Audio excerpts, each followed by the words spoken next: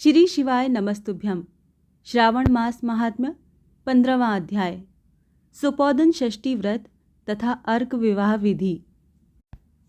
सनत कुमार बोले, हे देवेश, मैंने नागों का ये आश्चर्यजनक पंचमी व्रत सुन लिया। अब आप बताएं कि षष्ठी तिथि में कौन सा व्रत होता है और उसकी विधि क्या है। ईश्वर बोले, हे विपेंद्र, श्रावण मास के शुक्ल पक्ष में षष्ठी तिथि का महामृत्यु का नाश करने वाले सुपोदन नामक शुभ व्रत को करना चाहिए। शिवालय में अथवा घर में ही प्रयत्नपूर्वक शिव का पूजन करके सुपोदन का नैवेद्य उन्हें विधि पूर्वक अर्पण करना चाहिए। इस व्रत के साधन में आम्र का लवण मिलाकर शाक और अनेक पदार्थों के नैवेद्य अर्पित करें। साथ ही ब्राह्मण को वायन प्रदान करें। जो इस विधि से व्रत करता है उसे अनंत पुण्य मिलता है।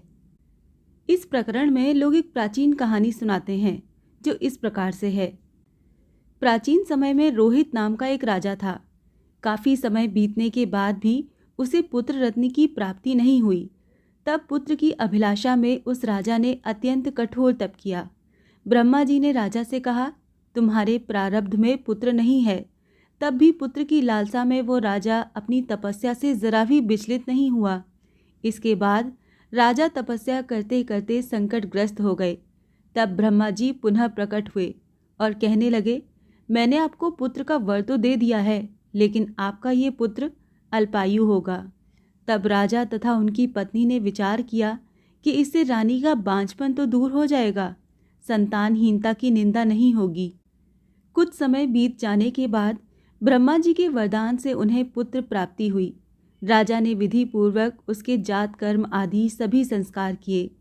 दक्षिणा नाम वाली उस रानी व राजा ने अपने पुत्र का नाम शिवदत्त रखा। उचित समय आने पर भयभीत चित्त वाले राजा ने पुत्र का यज्ञोपवीत संस्कार किया, किंतु राजा ने उसकी मृत्यु के भय से उसका विवाह नहीं किया। तदंतर 16वें साल में उनका पुत्र शिवदत्त मृत्यु को प्राप्त हो गया। तब ब्रह्मचारी की मृत्यु का स्मरण करते हुए राजा को बहुत चिंता होने लगी कि जिन लोगों के कुल में कोई ब्रह्मचारी मर जाए तब उनका कुल खत्म हो जाता है और वो ब्रह्मचारी भी दुर्गति में पड़ जाता है।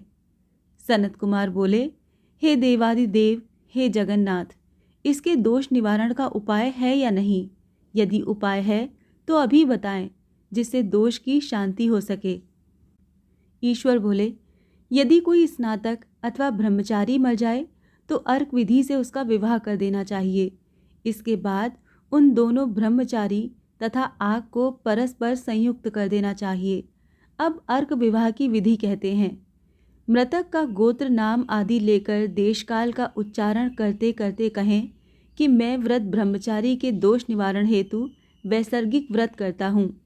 सर्वप्रथम सुवर्ण से अभ्युदय करके अग्नि स्थापन कर आघार होम करके चारों ब्रह्माहुतियों ओम भू, ओम भुवा, ओम स्व, ओम मह से हवन करना चाहिए। इसके बाद व्रत अनुष्ठान के उत्तम फल के निमित्त व्रतपति अग्नि के संपादनाथ विश्वदेवों के लिए घृत की आहुति डालें। उसके बाद स्विष्टकृत होम करके अवशिष्ट होम संपन्न करें। पुनः देशकाल का उच्चारण करके इस प्रकार बोलें, मैं अर्क विवाह करूँगा। उसके बाद सुवर्ण से अभ्युदय कृत्य करके अर्क शाखा तथा मृतक की देह को तेल तथा हल्दी से लिप्त करके पीले सूत से वेष्टित करें और पीले रंग के 2 वस्त्रों से उन्हें ढक दें। इसके बाद अग्नि स्थापन करें और विवाह विधि में प्रयुक्त योजक नामक अग्नि में आघार होम करें व अग्नि के लिए आज्य होम करें। उसके बाद चारों वहाहूतियों से ओम भू, ओम भुवा, ओम स्व, ओम मह बृहस्पति तथा कामदेव के लिए आहुति प्रदान करें। पुनः घृत से स्विष्टकृत होम करके संपूर्ण हवन कर्म समाप्त करें। उसके बाद आग की डाली तथा मृतक के शव को विधि पूर्वक जला दें। मृतक के निमित्त 6 वर्ष तक इस व्रत का अनुष्ठान करना चाहिए।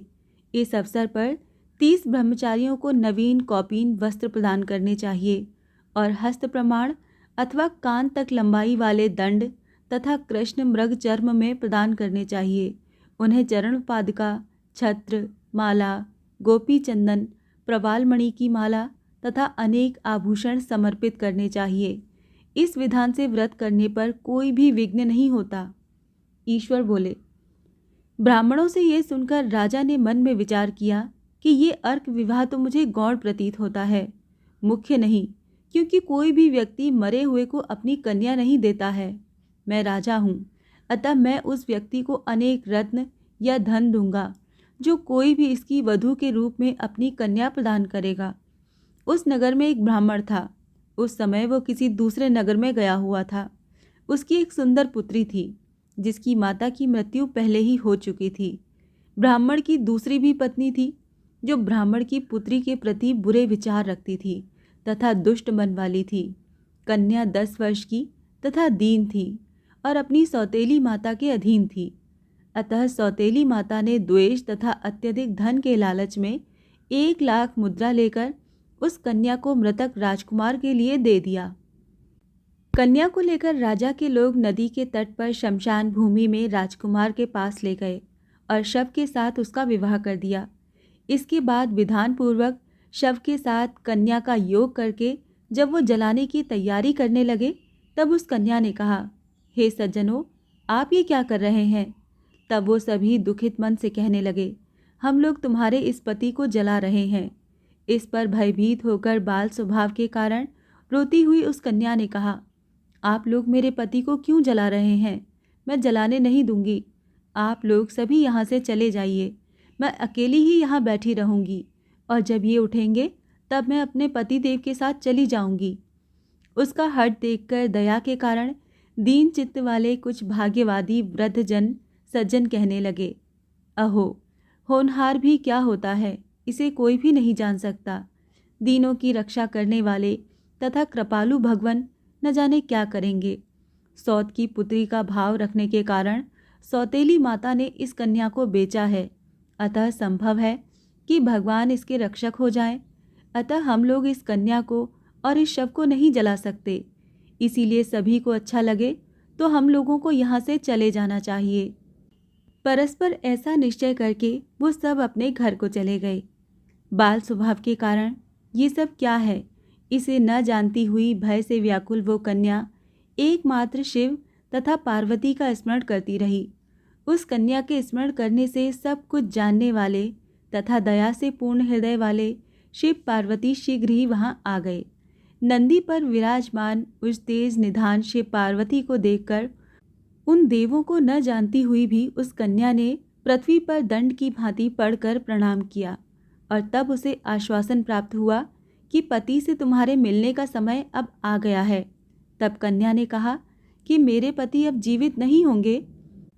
उसके बाल भाव से प्रसन्न तथा दया से परिपूर्ण शिव पार्वती ने कहा कि तुम्हारी माता ने सुपोदन नामक व्रत किया था।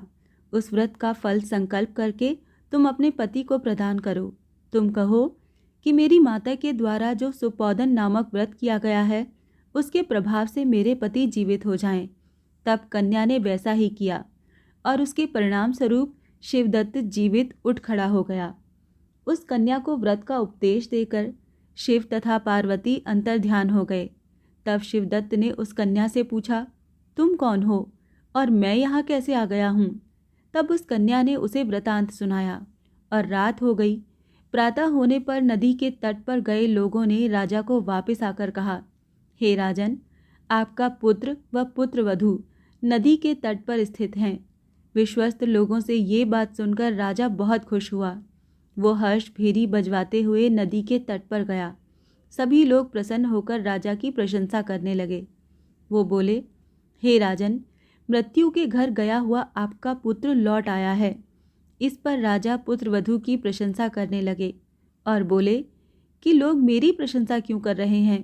प्रशंसा के योग्य तो ये वधू है। मैं तो भाग्यहीन तथा अधम हूँ। धन्य और सौभाग्यशालिनी तो ये पुत्रवधू है, क्योंकि इसी के पुण्य प्रभाव से मेरा पुत्र जीवित हुआ है।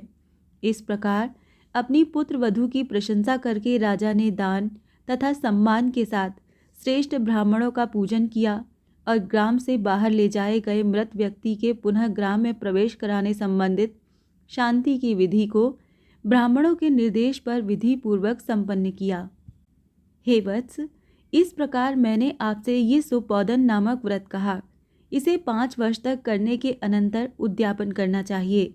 पार्वती तथा शिव की प्रतिमा का प्रतिदिन पूजन करना चाहिए और प्रातःकाल आम के पल्लवों के साथ चरु का होम करना चाहिए। साथ ही नैवेद्य तथा वायन अर्पित करना चाहिए। मनुष्य यदि व्रत की बताई गई इस विधि के अनुसार आचरण करे तो वो दीर्घजीवी पुत्र प्राप्त करके मृत्यु के बाद शिवलोक जाता है। इस प्रकार श्री स्कंद के अंतर्गत ईश्वर सनत कुमार संवाद में श्रावण मास महात्म्य में सुपोदन षष्ठी व्रत कथन नामक 15वां अध्याय पूर्ण हुआ। श्री शिवाय नमस्तुभ्यम।